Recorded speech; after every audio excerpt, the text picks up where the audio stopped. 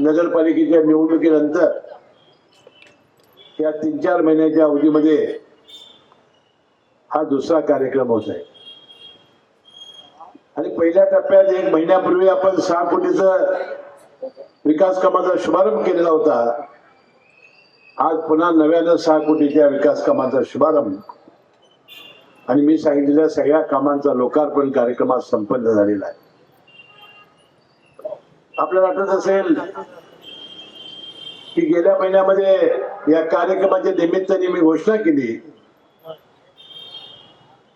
की अनेक आपल्या या नगरीमध्ये लेआउट होत आहेत, उपनगर तयार होत आहेत आणि या उपनगरामध्ये कायद्याप्रमाणे त्यांनी ओपन स्पेस सोडलेले आहे आणि त्या बहुतांशी या नगरपालिकेकडे हस्तांतरित झालेले आहे. आणि अनेक ओपन स्पेस मध्ये माझा अनुभव होता की तिथल्या राहणाऱ्या लोकांची एक इच्छा असते की बाबाला आपलं संध्याकाळी सकाळी आपल्या मुलांना आपल्या म्हाताऱ्या आई वडिलांना फिरण्यासाठी बाग बगीचा असावा, बसण्यासाठी विनोदण्यासाठी केंद्र करावं. अनेक छोटस देवालय सुद्धा त्या ठिकाणी असाव्या अशा अनेक भावना माझ्या अनेक वर्षाच्या काळात मी पाहिलेल्या होत्या. आणि मग प्रश्न होता, जर आपल्याला तिथं गार्डन करायचं असेल, आपल्याला लॉन करायचं असेल तर नगरपालिकेचं पाणी हे काय 24 तास मिळणार नव्हतं. आणि म्हणून मी जाहीर केलं माझ्या फाउंडेशनच्या माध्यमातून या सर्व ठिकाणी बोर मारून त्याला मोटर पंप लावून देण्याचं काम मी करेन. पण पाणी टाक्याचं काम, त्याला ठिबक लावण्याचं काम, वृक्षारोपण करण्याचं काम, त्याचा लेआउट सुशोभित करण्याचं काम या नगरपालिकेनं कन्सल्टंटला घेऊन करावं अशी अपेक्षा मी व्यक्त केलेली होती. आणि जवळजवळ आपण 4 बोर मारले. एक माळा इंचराला पांडवकाली गणेश मंदिराच्या समोर, तिथं जवळजवळ 2 इंची पाणी लागलं. त्याचं पूजन आज 4 वाजता मी केलं. आणि आपल्या नगरीमध्ये आपल्या योगधामाच्या समोर एक मारला ज्याचा उल्लेख आपल्या उपनगराच्या भाषणात केला. तर त्यात एवढा पाण्याचा मुसळधा लागला. मग मला अमर मांगले दाखवत होता की 5 इंची पाणी. मला वाटतं तिथं पाण्याचा व्यापार सुद्धा नगरपालिकेला करता येईल.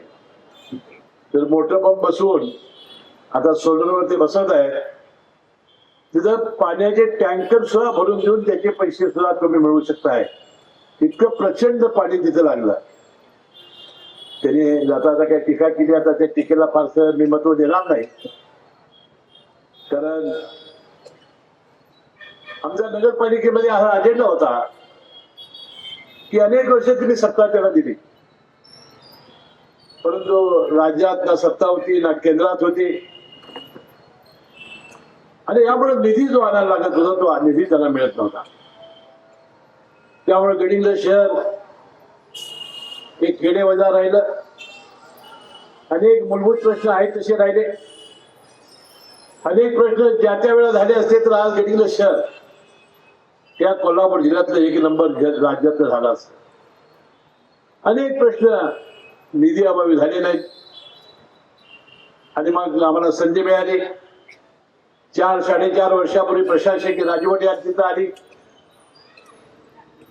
आपले शिव हे प्रशासक झाले. अनेक चांगला आणि प्रचंड निधी आणण्याचं काम या माध्यमातून आपण केलं गेलं. नगरपालिकेच्या निवडणुकीमध्ये मला वाटते फार मोठा उपयोग या सगळ्या कामांचा आम्हाला झाला. आणि लोकांचा विश्वास बसला की एक हाती सत्ता दिली की शहराचा विकास कसा होऊ शकतो आणि शहराला निधी कसा येऊ शकतो. आणि मला वाटतं ह्या विश्वासापोटी आपण प्रचंड मताने आम्हाला निवडून दिलं आणि एक हाती सत्ता दिली. आपली जबाबदारी तुम्ही पूर्ण केली. आता जबाबदारी आमची आहे की आम्ही जे आश्वासन नगरपालिकेच्या निवडणुकीच्या निमित्ताने तुम्हाला दिलेले आहे, ज्याची आठवण गुंडू पाटलांनी मला करून दिली, हारून सय्यदांनी करून दिली, आणि अनेक वक्त्यांनी जी आपण आश्वासन दिली होती त्याचा उहापोह करण्याचा प्रयत्न या ठिकाणी केला. मी तुम्हाला आश्वासित करू इच्छितो, आपल्याला रिंग रोडचा प्रश्न मिटवायचा आहे. आपल्याला प्रशासकीय भवन, सर्व शासकीय इमारती एकत्र आणण्यासाठी पशुसंवर्धनाची जागा या नगरपालिकेची करण्यासाठी आपल्याला तत्कालीन स्वर्गीय राज्याचे उपमुख्यमंत्री अजितदादा पवार यांनी निर्णय घेतलेला होता. ही प्रशासकीय इमारतीची मंजुरी लवकरच आपल्याला मिळेल. या नगरपालिकेचं प्रशासकीय भवन मोठ्या प्रमाणात करण्याचं वचन आम्ही तुम्हाला दिलेलं होतं. त्यानंतर आपण वचन दिलं होतं की ड्रेनेज अंडरग्राऊंड करून आपण या नदीमध्ये आपलं जे सांडपाणी आहे ते प्रोसेस करून सोडलं जाईल आणि या गडिंग्लज शहरामध्ये गटर दिसणार नाही. घन कचऱ्याचा प्रश्न आहे. मग उपनगराचे मला सांगत होते की आम्ही आता इंदूरला जाऊन आम्ही तो घन कचरा कशा पद्धतीने त्या इंदूर शहरानं सोडवलेला आहे आणि सलग 5 वर्ष इंदूर शहर हे स्मार्ट सिटी म्हणून केंद्राने 1 नंबर त्याला दिलेला आहे. त्यातल्या सुविधा ती बघायला जाणार आहे. त्यानंतर आपल्या गडिंग्लज शहरात राहणाऱ्या आणि अनेक लोकांना स्वतःची घरं नाही, ती 3000 घरं बांधून देण्यासाठी जागा नव्हती. आपण जिल्हा परिषदेची शेतीची जागा जी आपलं ग्राउंड आहे त्याला लागूनच 5 एकर मिळवण्याचा प्रयत्न केला. ते मिळवण्यात आली आणि मी आता मुख्याधिकारी गुड्डू पाटील, राजू खरगावे आपले उपनगरांना विनंती करेन की आपल्याला डीपी प्लॅन अंतिम टप्प्यात आलेला आहे. त्याचे नकाशाचं काम सुरू आहे. याचा पाठपुरावा केला पाहिजे. मुंबईला तुम्ही आलं पाहिजे. मग आझाद रोड काय बरेचसे प्रश्न आहेत ते सोडवण्यासाठी तुम्ही मुंबईत ठाण मांडून बसावं. मी या विभागाचा लोकप्रतिनिधी सगळे प्रश्न आणि या घरकुलांच्या 3000 लाभार्थ्यांचा त्या घरात जाऊन राहू तोपर्यंत मी स्वस्थ बसणार नाही अशा प्रकारचा आशावाद या ठिकाणी प्रकट करतो. त्याच्या झोपडपट्ट्याचं नियमितीकरण, सिद्धार्थ बनेंचा जिव्हाळ्याचा विषय, असे अनेक विषय जे पाठपुराव्याशिवाय होत नाही. फक्त सभा आली की भाषण करून होत नाही. यासाठी वेळ काढावा लागतो. यासाठी मुंबईला यावं लागतं. यासाठी पाठपुरावा करावा लागतो आणि ही सगळी कामं मंजूर करण्यासाठी आपण सर्वांनी मला सहकार्य करावं अशा प्रकारची विनंती मी या निमित्ताने करतो. आणि कागल गडिंग्लज नगरपालिकेमध्ये ही विकासाची गंगा अशी वाहत राहील अशा प्रकारचा आशावाद मी या निमित्ताने व्यक्त करतो. बंधूंनो, ज्या कामासाठी मी गेली 30-40 वर्ष त्या सामाजिक आणि राजकीय जीवनामध्ये यशस्वी झालो ते म्हणजे गोरगरीब सामान्य माणसाचं आणि दीनदलितांचं काम. याचा उल्लेख हनुसयाने आपल्या भाषणामध्ये केला. मला 6 वेळा आपण प्रचंड मताने विधानसभेवर पाठवलं. या राज्याच्या मंत्रिमंडळामध्ये 9 वेळा मंत्री होण्याची संधी तुम्ही दिली आणि या सगळ्या प्रदीर्घ कालावधीमध्ये ज्या संधी मिळाल्या ज्याचा उल्लेख मी अनेक वेळा व्यासपीठावर केला. संजय गांधी निराधार योजना असेल, विधवा भगिनीला पेन्शन देण्याचं काम असेल, परित्यक्त्या भगिनीला पेन्शन देण्याचं काम असेल, दिव्यांगांना पेन्शन देण्याचं काम असेल, 65 वर्षाच्या वरचे आई वडील ज्यांना मुलांची सुना बघत नाहीत त्यांना पेन्शन देण्याचं काम असेल, यासाठी अभ्यासपणानं या योजनेमध्ये बदल करून या लाभार्थ्यांना पोहोचवण्याचं काम आपण या सर्व कार्यकाळामध्ये केलेलं आहे. आपल्याला माहिती आहे की मोफत ऑपरेशन आणि उपचार यामध्ये पब्लिक ट्रस्ट ऍक्ट खाली नोंदलेल्या दवाखान्यामध्ये कायद्याला बदल करून आपण गोरगरिबाला एक दिलासा देण्याचा प्रयत्न केला.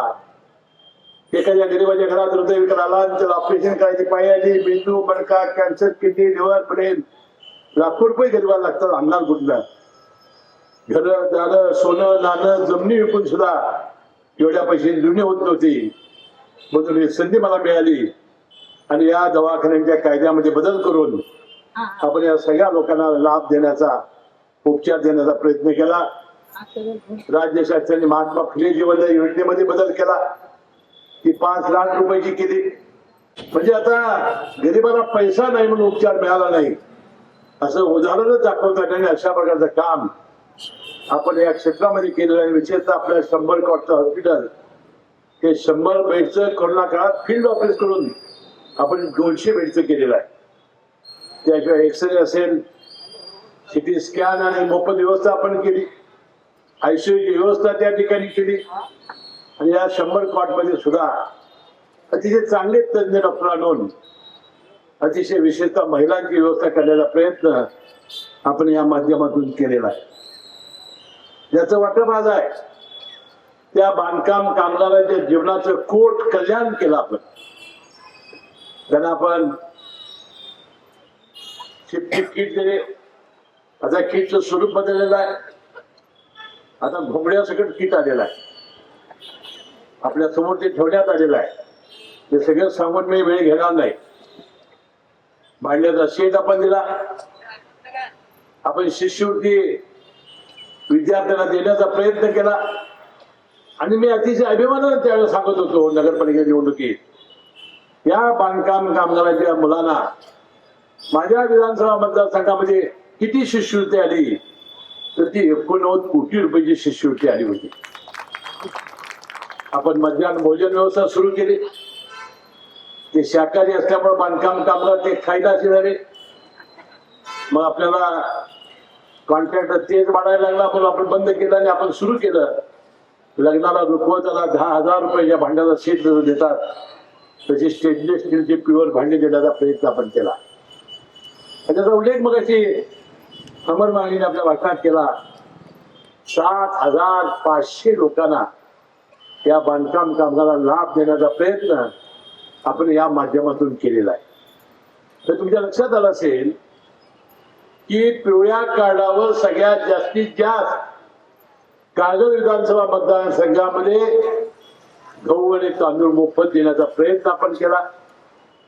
आणि अशा अनेक योजना आपल्या देशाचे प्रधान नरेंद्र मोदी साहेब असतील, मुख्यमंत्री असतील, दोन्ही उपमुख्यमंत्री असतील, त्यांच्या सहकार्याने या राज्यामध्ये आल्या.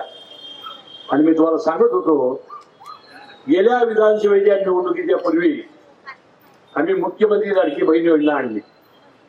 आणि मी याची आठवण करून देत होतो, दसरा आणि दिवाळीच्या काळामध्ये 1500 रुपये महिन्याची योजना होती. 3 महिन्याचे 7,500 मुलीचे आणि 3 महिन्याचे 7,500 आईचे, असे 15,000 रुपये 7,500 असे घरात आले. बाजारपेठा फुल झालेल्या होत्या. नवऱ्याकडे पैसे मागायला माझ्या बहिणीला गरज लागली नाही. नवऱ्याने वर्षापूर्वी घेतलेले पैसे अजून परत द्यायचे. आणि मी तुम्हाला अभिमानानं सांगेन की या वर्षभरामध्ये 46,000 कोटी रुपये खर्च करून आपण ही योजना सुरू ठेवलेली आहे, बंद केलेली नाही. बंद केली काय होणार आम्हाला माहिती आहे. म्हणून विकास कामावर परिणाम झाला तर चालेल. तर लाडक्या बहिणीचं 1,500 रुपये तर आम्ही दिले, तर योग्य वेळेला 2100 रुपये महिन्याला दिल्याशिवाय राहणार नाही असं आश्वासन आम्ही तुम्हाला दिलेलं आहे. म्हणून 2 दिवसापूर्वी कोल्हापूर जिल्हा मध्यवर्ती बँकेचा ताळेबंद जाहीर करण्याची संधी मला मिळाली. 40 वर्ष मी या जिल्हा मध्यवर्ती बँकेत संचालक आणि चेअरमन आहे. 2,000 कोटीच्या ठेवी असलेली बँक आज जवळजवळ 13,000 कोटीच्या घरात घेऊन ठेवण्याचा प्रयत्न माझ्या माध्यमातून झाला. मला सगळ्या संचालकांनी सहकार्य केलं, सगळ्या अधिकारी कर्मचाऱ्यांनी सहकार्य केलं आणि ग्राहक ठेवीदार यांनी प्रचंड विश्वास व्यक्त केला. आणि जवळजवळ 350 कोटीचा नफा आपल्याला यावर्षी मिळाला. आणि त्यातून आम्ही 2 घोषणा आता केलेल्या आहेत. आणि विशेषतः आज या सभेच्या माध्यमातून त्याचा मी पुनरुच्चार करतो. पंतप्रधान नरेंद्र मोदी साहेबांनी सूर्यघर योजना जी आणलेली आहे, म्हणजे तुमच्या घराच्या छतावर तुम्ही सोलर पॅनल लावले की तुम्हाला 2-3 वर्षांना वीज बिल 0 येणार आहे. आता म्हणजे तुमचं बिल किती येते महिन्याला? किती 1000, म्हणजे तुम्हाला 2 किलोवॅटचं आहे तुमचं. पावशी तुमचं किती बिल बोला ना. 2,000 हा, मग हे 3 किलोमीटर झालं. मावशी तुमचं बिल किती झालं महिन्याचं? लाईट बिल 500 म्हणजे 1 किलोवॅट. आता 1 किलोवॅटला 38,000 रुपये अनुदान आहे केंद्र सरकारचं. 60,000 रुपये खर्च आहे आणि 500 रुपये बिल महिन्याला येते. आमच्या बँकेने आता जाहीर केलंय 1 किलोवॅट जो ज्याचं 500 रुपये वीज बिल आहे त्याला 60,000 रुपये आम्ही देणार. त्यांनी ते बसवायचं, कंपनीत तुम्ही निवडायची, ते तुमचं अनुदान 38,000 आमच्या बँकेत जमा होईल. तुम्ही महिन्याला 500 भरायचे, जास्त नाही भरायचे, जेवढं बिल आहे तेवढं भरायचं आणि 3 वर्षानं ते तुमचं कर्ज नील होईल आणि 25 वर्ष तुम्हाला बिल भरायला लागणार नाही. झिरो. किती सुंदर योजना आहे. आणि त्याचा व्याजाचा दर आहे 6%. 2 किलोवॅटला 1,20,000 लागणार आहे. त्याचं 38 पेक्षा दुप्पट अनुदान आहे आणि 3 किलोवॅटला 1 ते त्या 60% 1,80 आपण कर्ज देणार आहोत. त्याचा व्याज आहे 6, 7 आणि 8. 6% 1 किलोवॅटला, 2 किलोवॅटला 7 आणि 3 किलोवॅटला 8. जे तुम्हाला काही सोसायटी जायचं नाही, काय नाही, फक्त बँकेत आमच्या जायचं. सिबिल बघणार, तुम्ही जामीन नाही, काय नाही, फक्त प्रामाणिकपणानं महिन्याचं जे वीज बिल आहे ते आमच्या बँकेत भरायचं. त्याची व्यवस्था गावातच करणार आहे आम्ही. चांगला आहे की नाही? आणि 3 वर्षानं वीज बिल आहे नाही, 25 वर्ष, तर त्याचा फायदा घ्या. दुसरी एक आपण योजना काढलेली आहे की बळीराजा, मुख्यमंत्री बळीराजा पानंद योजना. आता आपल्या माहिती असेल की ग्रामीण भागात शेतामध्ये राहणारे लोक, गडिंग्लज शहरमध्ये सुद्धा शेतकऱ्यांचंच शहर आहे, अनेक लोक वस्ती करून रानात राहत आहेत. ते या रस्त्यानं जात आहेत, रात्री बेरात्री त्याला त्रास होतोय. विशेषतः महिलांना दूध घालायला, वैरण आणायला, आणि पावसाळ्यात चिखलाचा एवढा त्रास होतोय. त्याची सरकारनं 100% यांत्रिकीकरणाची बळीराजा पानंद योजना आणलेली आहे. येणाऱ्या 19 तारखेला अक्षय तृतीया मुहूर्तावर मी माझ्या विधानसभा मतदारसंघामध्ये शुभारंभ करणार आहे आणि येत्या 5 वर्षामध्ये ही सगळी योजना प्रभावीपणानं राबवण्याचा संकल्प मी माझ्या वाढदिवसाच्या दिवशी सोडलेला आहे. म्हणजे पानन ही राबवणं, ती करणं. सूर्यघर योजना जिल्ह्यातल्या सगळ्या लोकांच्या घरामध्ये ते राबवण्याचा प्रयत्न आम्ही करतोय. जिल्हाधिकारी बदली झाली, त्या जिल्हाधिकारी अध्यक्षांनी आम्ही कमिटी केली होती. 22 कंपन्या या सोलर पॅनेलच्या कोल्हापूर जिल्ह्यामध्ये आहेत. पॅनेल त्यांना बोलवून कमी किंमत कोण करेल आणि जास्त कोण गॅरंटी देईल, 30 वर्ष 25 वर्ष याच्यापेक्षा जास्त, अशांची कॉम्पिटिशन लावून आम्हाला करायचं होतं. नवीन जिल्हाधिकाऱ्याचा येतील आणि 1 मे पासून हे दोन्ही कार्यक्रम, एक अक्षय तृतीयेला आणि या सूर्यघराचा 1 मे पासून शुभारंभ करायचा आम्ही ठरवलेला आहे. पण या सगळ्यामध्ये गावागावातल्या सरपंच, गडिंग्लज शहराचे नगरपालिकेचे नगरसेवक, नगराध्यक्ष यांनी यामध्ये करत सगळ्यांना योजना आहे सूर्यघर, आपण यामध्ये भाग घ्यावा अशी विनंती मी या निमित्ताने करतो. आपले छत 3 प्रकारचे आहे. एक आहे RCC घराचं असेल तर RCC, दुसरं आहे खापऱ्याचं घर असेल तर खापऱ्याचं, तिसरं आहे पत्र्याचं घर असेल तर पत्र्याचं. त्यामुळे त्या कंपन्याच्या लोकांना तुमची घरं बघावी लागतील, सर्वे करावा लागेल आणि मग त्या पद्धतीने काम करावं लागेल. परंतु मी हे शिवधनुष्य उचललेलं आहे. येणाऱ्या या 2-3 वर्षामध्ये कोल्हापूर जिल्ह्यातील एकाही ग्राहकाला वीज बिल 0 कसं येईल हा करण्याचा माझा मानस आहे. यासाठी आपण सर्वांनी सहकार्य करावं अशी विनंती मी या निमित्ताने करतो. आता जाता जाता गुंडू पाटलांनी विषय काढलेला आहे, महेश सर्वाजीने विषय काढलेला आहे आणि पत्रकार डोळे लावून बसलेले आहे. आता या विकास कामापेक्षा ह्याच बातम्या महत्वाच्या आहेत असं वाटतंय. तर मला वाटतं आता माझ्या पत्रकार बंधूंना काही जास्त बातम्या आता मिळणार नाही. ज्या पद्धतीनं गुंडू पाटलांनी भाषण केलं, महेश सर्वादांनी प्रतिसाद दिला आणि विशेष म्हणजे जितेंद्र ढेके मुख्याधिकारी स्टेजवर आल्यानंतर गुंडू पाटलांनी त्यांना खुर्ची मुक्ती करून दिली आणि गुंडू पाटलाला खुर्ची उद्या पैठ देत होते. म्हणजे किती फील गुड गुड.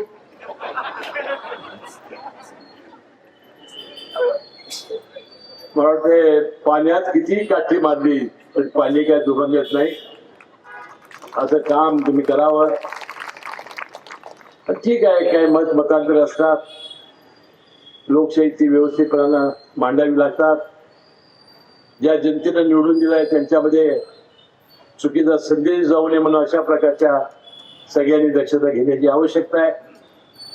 आणि एक लोकप्रतिनिधी म्हणून जी संधी आपण मला दिलेली आहे, ज्या विश्वासाने लोकांनी निवडून दिले आहे त्यांचा ते निराश कसे होणार नाही, त्याचा अपेक्षा बंद कसा होणार नाही, ही जबाबदारी सगळ्या या नगरसेवकांची आहे.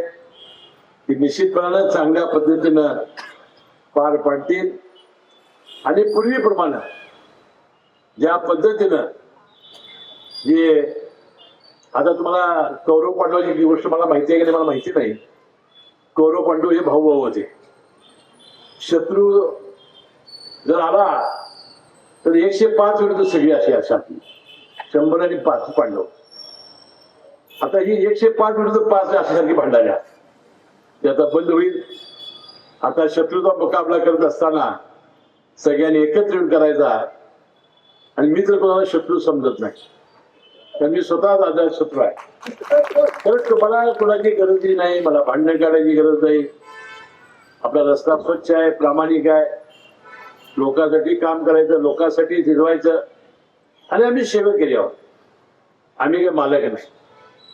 जनतेनं बसवले म्हणून आम्ही सेवा करणार आणि सेवा काढली लागावी यासाठी अतिशय प्रांजळपणानं लोकांना 24 तास उपलब्ध असणं, लोकांची अडीअडचणी सोडवणं, त्यांच्या संकटाला धावून जाणं.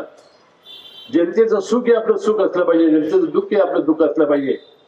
अशा भावनेने त्यांना ठेच लागली की तुम्हाला कळाली पाहिजे, अशा भावनेने आपण काम करावं, अशा प्रकारची अपेक्षा मी व्यक्त करतो. आणि पत्रकार बंधूने ही चौकट करून द्यावी आणि आमच्या विकास कामाला प्राधान्य द्यावं अशी विनंती करतो. आपली रजा घेतो. जय महाराष्ट्र.